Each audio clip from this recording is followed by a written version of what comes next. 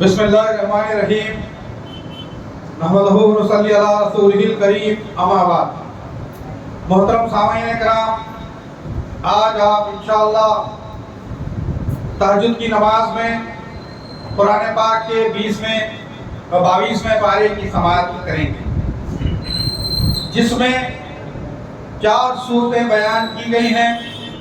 ایک سورۃ الاحزاب کی 53 آیات ہیں، سورۃ السبا کی 54 آیات ہیں، اور سورہ فاطر کی 45 آیات اور سورہ یاسین کی 21 آیات انشاءاللہ تلاوت کی جائیں گی۔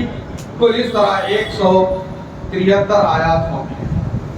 سورۃ الاحزاب مدنی سورت ہے، قرآن پاک کا 33واں سورہ ہے، جس میں 9 رکوع ہیں، 1303 الفاظ ہیں اور 5618 حروف اس میں موجود ہیں، اور 73 آیات سورۃ الاحزاب میں۔ آج جو ہم تلاوت سماعت کریں گے وہ واقعہ یوں ہے کہ ایک مرتبہ امہات المومنین آپس میں مشورہ کیے کہ نبی اکرم صلی اللہ علیہ وسلم کی خدمت میں حاضر ہوں اور زندگی کا روزینہ بڑھانے کی درخواست کریں کہ فلاں لوگ بڑے آسودہ ہیں اور ہمیں بھی وہ چیزیں فراہم کریں۔ اس کے جواب میں اللہ تعالیٰ نے ان آیتوں کو نازل فرمایا۔ ان آیتوں کے نازل ہونے کے بعد رسول اکرم صلی اللہ علیہ وسلم نے حضرت عائشہ صدیقہ سلام اللہ علیہا سے کہا کہ اپنے والد سے مستقبل کا مشورہ کر لو۔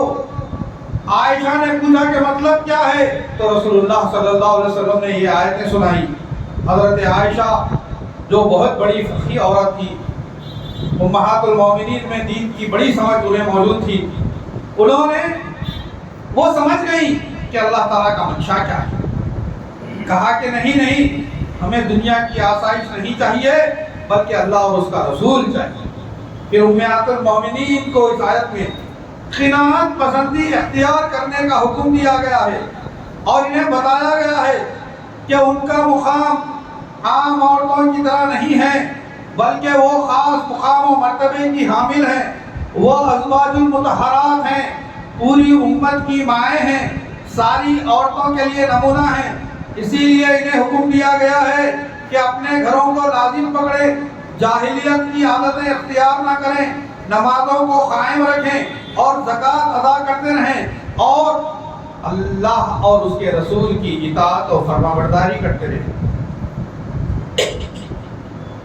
کیونکہ اللہ تعالیٰ رسول اللہ صلی اللہ علیہ وسلم کے گھرانے کو ہر گندگی سے پاک رکھنا چاہتا ہے۔ گھروں میں بیٹھ کر اللہ کا ذکر اور سنت رسول پڑھتے رہیں۔ پھر اہل ایمان کے مراتب بیان کیے گئے ہیں کہ اللہ تعالیٰ نے مومنین اور مومنات کے لیے پاک باز جوڑیاں بنائی ہیں۔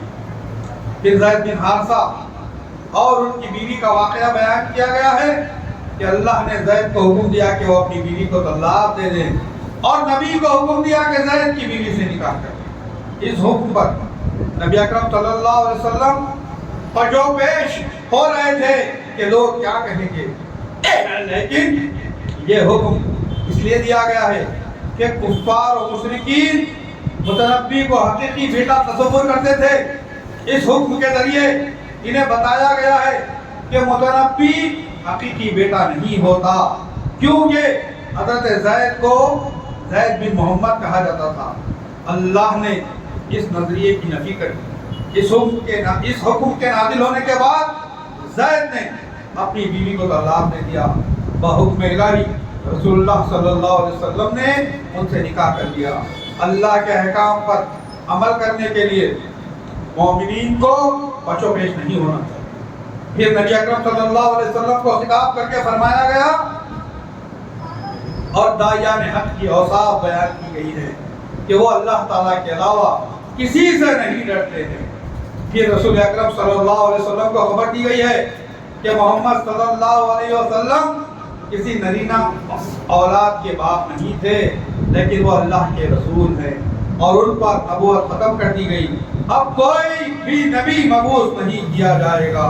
پھر اہل ایمان کو حکم دیا گیا ہے کہ وہ صبح و شام اللہ کا کثرت سے ذکر کرے، کیونکہ اہل ایمان کے لیے ملائکہ بھی دعائیں کرتے ہیں، اور ملاقات کے دن وہ سلام کے ذریعے سے اہل ایمان کا استقبال کریں۔ کہ رسول اکرم صلی اللہ علیہ وسلم کو حکم دیا گیا ہے کہ آپ بشارت سنانے والے اور ڈرانے والے بنا کر بھیجے گئے ہیں، اور اللہ نے آپ کو ساری امتوں پر گواہ بنا دیا ہے۔ مومنین کو اللہ کے بڑے فضل کی بشارت سنانے اور کفار و مشرکین کی باتیں ہرگز نہ مانے، انہیں ان کے حال پر چھوڑ دیں، اللہ آپ کے لیے کافی ہے۔ پھر اہل ایمان کو حکم دیا گیا ہے اگر کوئی عورت دخول سے پہلے طلاق دے دی گئی تو اس کی عدت نہیں ہے، وہ فوراً دوسرا نکاح کر سکتی ہے۔ پھر رسول اکرم صلی اللہ علیہ وسلم کو حامل نکاح رشتوں کا تعین کروایا گیا ہے۔ پھر اہل ایمان کو ادب بتائے گئے ہیں کہ وہ رسول اکرم صلی اللہ علیہ وسلم کے گھر میں کس طرح جائیں۔ انہیں حکم دیا گیا ہے نبی کے گھر دعوت میں جاؤ تو کھانے سے فارغ ہو گئی باہر نکل جاؤ، گفتگو کرتے نہ بیٹھو، اس سے رسول اللہ کو تکلیف ہوتی ہے۔ اسی طرح نبی کی بیویاں تمہارے لیے مائیں ہیں، ان سے نکاح درست اور جائز نہیں ہے۔ یہ آیت اس وقت نازل ہوئی جب ایک دعوت میں بعض صحابہ بیٹھ گئے تھے اور نبی آرام کرنا چاہتے تھے، نبی کو تکلیف ہو رہی تھی، تو اللہ نے ان آیتوں کو نازل فرمایا۔ یہ حکم ساری امت مسلمہ کے لیے ہوگا کہ وہ کسی بھی دعوت میں جائیں تو فوراً واپس ہو جائیں۔ اہل ایمان کو پھر خبر دی گئی ہے کہ رسول اللہ صلی اللہ علیہ وسلم اللہ کی رحمت پر اللہ کی رحمتیں نازل فرماتے ہیں اور ملائکہ درود پڑھتے ہیں، اسی لیے اہل ایمان کو بھی چاہیے کہ وہ اپنے نبی صلی اللہ علیہ وسلم پر درود بھیجتے ہیں۔ یہ رسول اکرم صلی اللہ علیہ وسلم کو تکلیف دینے والوں کو تنبیہ کی گئی ہے کہ ان کے لیے دنیا و آخرت میں رسوا کن عذاب دیا جائے گا۔ اہل ایمان کو الزام تراشیوں اور بہتان سے دور رہنے کی تلقین کی گئی ہے، کیونکہ یہ بڑا گناہ ہے۔ پھر مومن عورتوں کو حکم دیا گیا ہے کہ وہ سینہ بند یعنی اوڑھنی اوڑھ کر رہے تاکہ وہ تکلیف نہ دی جائے۔ اہل ایمان کو قول سدید یعنی پکی اور سچی بات کہنے کا حکم دیا گیا ہے، جس کے بدلے اللہ ان کی مغفرت فرمائے گا اور اس کے رسول کی پیروی کرنے والے ہی روز قیامت کامیاب ہوں گے۔ پھر یہاں سے سورۃ السبا جو مکی سورت ہے، جس میں 34 قرآن پاک کا 34واں سورہ ہے، جس میں 6 رکوع ہیں، اس کا آغاز ہوتا ہے کہ اللہ کے علم کا اللہ نے تذکرہ فرمایا کہ زمین کے دفینے، اناج کا اگنا، بارش کا ہونا، صبح و شام، فرشتوں کا آنا، سب اللہ ہی کے علم میں۔ پھر کفار و مشرکین جو کہا کرتے تھے کہ قیامت نہیں آئے گی، اس اعتراض کا جواب دیا گیا ہے کہ وہ آ کر ہی رہے گی۔ زمین و آسمان کی ساری باتیں اللہ نے کتاب مبین میں لکھ رکھی ہیں تاکہ اہل ایمان کو ان کے عمل صالح کا بدلہ دیا جائے اور اہل کفر کو ان کی سرکشیوں کا بدلہ دیا جائے۔ پھر داؤد علیہ السلام کا تذکرہ کیا گیا ہے کہ انہیں فضل و کرم سے نوازا گیا۔ جب وہ اللہ کی تعریف بیان کرتے تھے تو پہاڑ پرندے ان کے ساتھ اللہ کی تعریف بیان کرتے تھے۔ داؤد کے لیے لوہا نرم بنا دیا گیا تھا، جو لوہے کی کڑیاں جوڑ جوڑ کر زریں بناتے تھے اور عمل صالح کیا کرتے تھے۔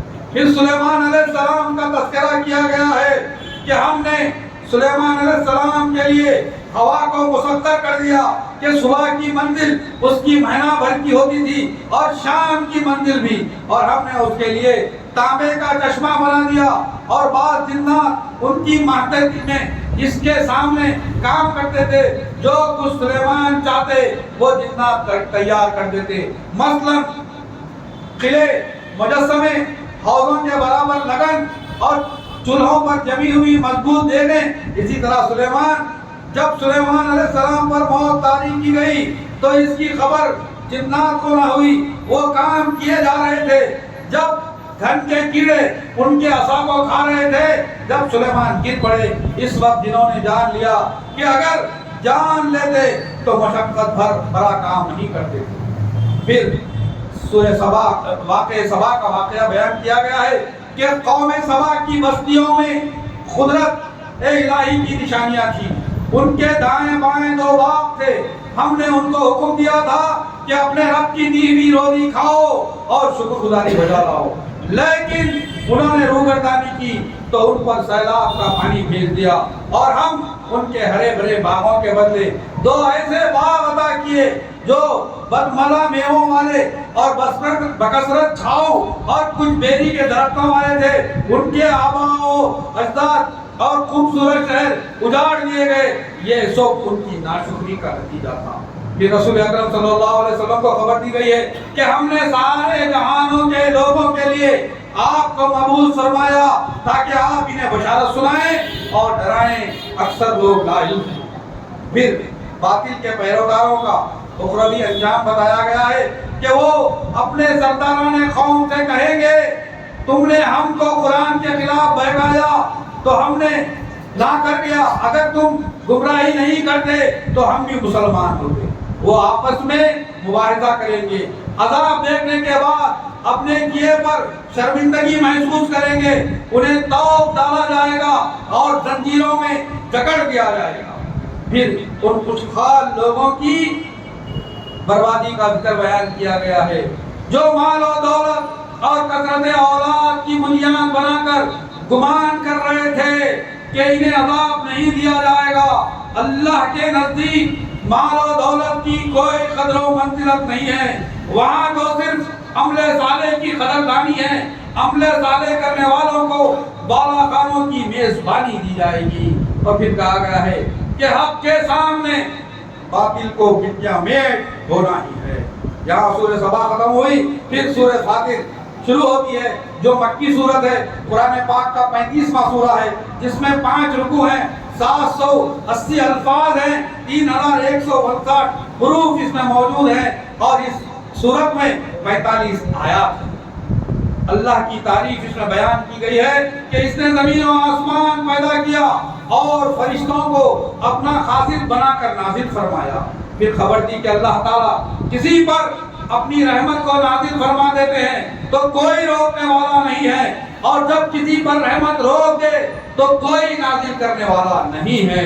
پھر رب ذوالجلال والاکرام نے تمام انسانوں کو خطاب کر کے فرمایا کہ اللہ نے جو نعمتیں نازل کیا ہے، کیا کوئی اور معبود ہے جو زمین و آسمان سے تم کو روزی عطا فرمائے؟ پھر انسانیت کو خطاب کے لیے آگاہ کیا گیا ہے کہ دنیاوی زندگی کے دھوکے میں نہ رہیں، کیونکہ شیطان اور اس کا گروہ تمہارے سخت دشمن ہیں، وہ چاہتے ہیں کہ تم جہنم رسید ہو جاؤ۔ پھر انسانیت کو خطاب کر کے اور مزید احکام دیے گئے ہیں۔ خبر دی گئی ہے کہ جو کوئی عزت و وقار چاہتا ہے تو عزت کا دینے والا صرف اللہ ہی ہے، ساری پاک باتیں اسی کی جانب لوٹتی ہیں، اور عمل صالح کو اس کو بلند کرنے والا ہے۔ پھر اللہ کی قدرت بتائی گئی ہے کہ 2 سمندروں کا پانی میٹھا اور کھارا کڑوا دونوں برابر نہیں ہیں۔ تم اس سے تازہ گوشت تم کھاتے ہو اور اس سے جواہرات نکال کر پہنتے ہو اور اس میں کشتیاں چلا کر فضل الہی تلاش کرتے ہو۔ پھر بتایا گیا ہے کہ اے لوگو تم اللہ کے محتاج ہو اور اللہ بے نیاز اور خوبیاں والا ہے۔ آخرت کی خبر دی گئی ہے کہ کوئی بھی انسان کا بوجھ دوسرا اٹھانے والا نہیں ہے، کتنی ہی قربت کیوں نہ ہو۔ جب مدد کے لیے بلایا جائے گا تو کوئی کسی کی مدد نہیں کریں گے۔ اے نبی آپ انہی لوگوں کو ڈرا سکتے ہو جو اللہ کی خشیت اختیار کرتے ہیں، نمازیں پڑھتے ہیں اور اپنا تزکیہ کرتے ہیں۔ رسول اکرم صلی اللہ علیہ وسلم کو خطاب کر کے فرمایا گیا ہے کہ بینا اور نابینا، اندھیرے اور اجالے، دھوپ اور چھاؤں، زندے اور مردے برابر نہیں ہو سکتے۔ اللہ تعالیٰ جس کو چاہتا ہے سنا سکتا ہے۔ اور اے نبی تم مردوں کو جو خبروں میں مدفون ہیں انہیں سنا نہیں سکتے۔ ہم نے آپ کو حق و صداقت کے ساتھ बचारत सुनाने वाला और डराने वाला रसूल बना कर भेजा है। ऐसी कोई भी उम्मत नहीं गुजरी जिसमें हमारे डराने वाले नहीं भेजे गए।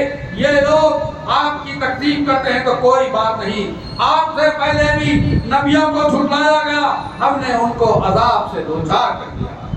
अल्लाह की कुदरत बयान की गई है कि हमने आसमान से पानी नाजिल किया, इसी से मुख्तलिफ रंगों वाले के मेवे पैदा किए और पहाड़ पैदा किए जिसमें सफेद संगमरमर भी है, लाल भी है और मुख्तलिफ रंगों के पत्थर भी हैं। बहुत से इंसानों, जानवरों और चौपाए पैदा किए जिसके रंग अलग अलग हैं। क्या लोग हमारी इन तकलीफात में गौर व फिक्र करते हैं?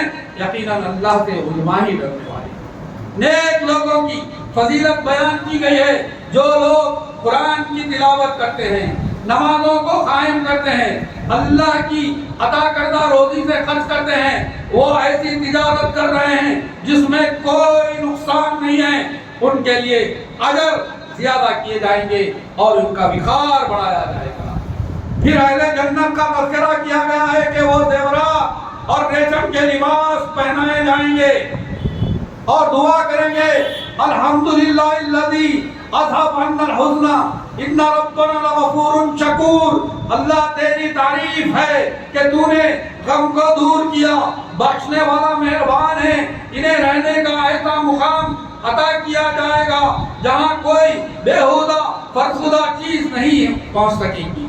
अहले जहन्नुम का तज़किरा किया गया है कि इन्हें सख्त अज़ाब दिया जाएगा। वो चीखेंगे और चिल्लाएंगे और कहेंगे कि रब्बना अखरिजना नामल सालिहन गैरल्लज़ी कुन्ना नामल। ऐ अल्लाह आज़ादी अता फरमा ताकि आमाले सालिहा करें।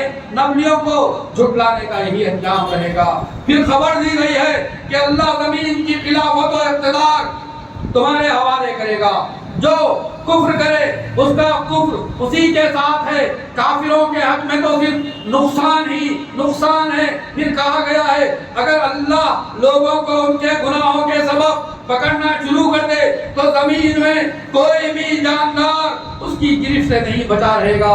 लेकिन उसने मेहरबानी की और ढील दिया ताकि लोग सुधर जाएं। यहाँ सूरह फातिर खत्म हुई, अब कुरान का दिल सूरह यासीन की तिलावत शुरू होती है, जिसमें जो कुरान पाक का 36वां सूरा है, जिसमें 5 रुकू 773 अल्फाज और 2988 हुरूफ हैं, जो शुरू होती है, जिसकी आज आप 21 आयतें 22वें पारे में समाप्त करेंगे। खिताब शुरू होता है, रसूल अकरम सल्लल्लाहु अलैहि वसल्लम को खिताब करके फरमाया गया और बाद मुफस्सिरीन ने कहा यासीन कहकर रसूलुल्लाह सल्लल्लाहु अलैहि वसल्लम को मुखातिब किया गया है। गोया ये आपका एक नाम है, आपको बताया गया है कि आप नबी और पैगंबर हैं जो मबूस किए गए हैं, आप सीधे रास्ते पर गामजन किए गए हैं ताकि काफी लोगों को अल्लाह के अज़ाब से डराएं। बाद मुश्रिकीन की बाबत ये बताया गया है कि ये अमर साबित शुदा हो चुका है कि वो ईमान नहीं लाएंगे। जैसे अबू जहल, अबू लहब, शैबा, उतबा वगैरह रोज़े क़यामत उनकी गर्दनों में बेड़ियां डाली जाएंगी। वो अपनी पेशानियों के बल झुके हुए होंगे। हमने उनके आगे और पीछे रुकावटें डाल दी और उनकी आंखों पर पर्दा डाल दिया है, अब इन्हें दिखाई नहीं देता।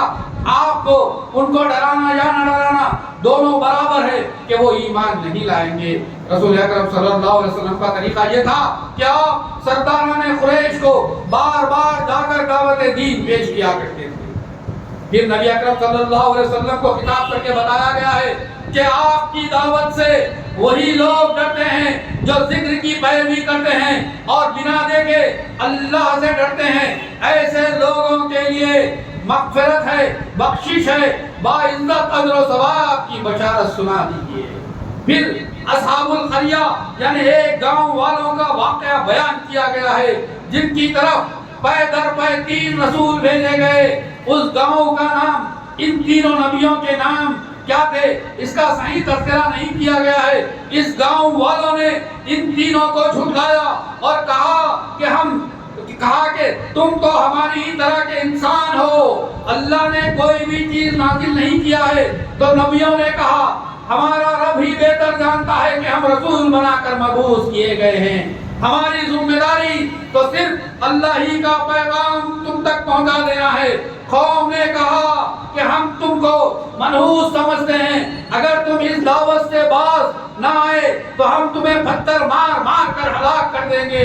رسولوں نے کہا تمہیں دعوت دین نحوست لگتی ہے تو یہ نحوست تمہارے ہی ساتھ ہوگی. تم ایک باغی قوم ہو. گاؤں کے آخری حصے سے ایک آدمی آیا جو مسلمان تھا. اس نے قوم سے کہا کہ ان رسولوں کی دعوت کو مان لو جو دعوت کا اجر اور بدلہ نہیں مانتے.